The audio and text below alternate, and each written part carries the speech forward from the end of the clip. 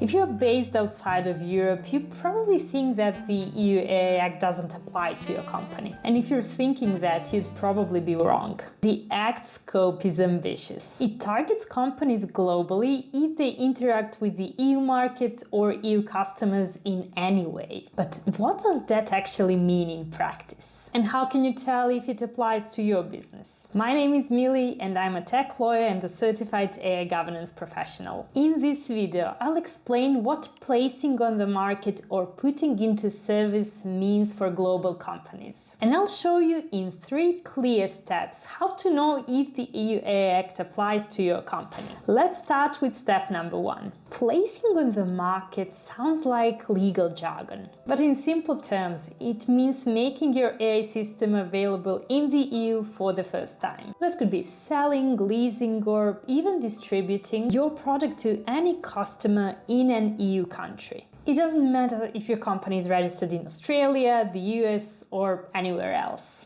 If your AI product crosses into the EU market, even through an online platform, you're officially placing it on the market. Now let's make it more practical. Imagine your company develops an AI-powered HR tool in Sydney. If you have a single client in France who uses that tool, let's say screen candidates, your company just entered the EU market. And yes, the EU AI Act applies to you. Now, putting into service is slightly different. This happens when your AI system is actually used for its intended purpose within the EU, not just sold. For example, if your client in Germany starts using your AI product, let's say to automate medical records, you've officially put it into service in the EU, even if you never had an office or physical presence there. In other words, it doesn't matter where your company is based. It's about where your AI operates and delivers its function. If you found this helpful so far, you'll probably enjoy our free EU AI Act guide. It walks you through how to identify your risk category and understand what the new rules mean for your business. You can download it for free using the link below. Now, this is where most companies get surprised. Even if you never sell or directly provide your AI system to anyone in the EU, you might still fall under the Act. Why?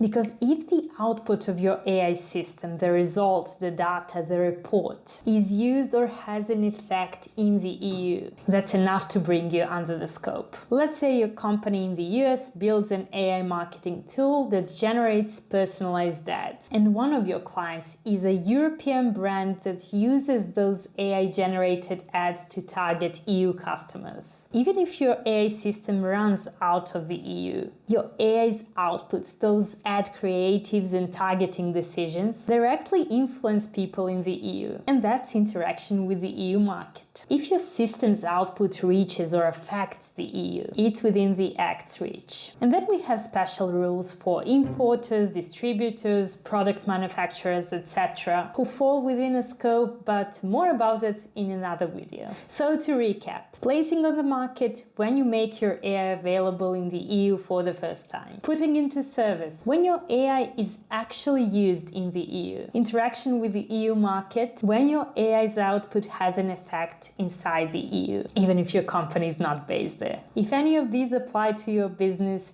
the EU AI Act applies to you. Unless you're certain you want to disable your AI tool for the EU users, it's better to start preparing now. You can click the link in the description to get your free guide.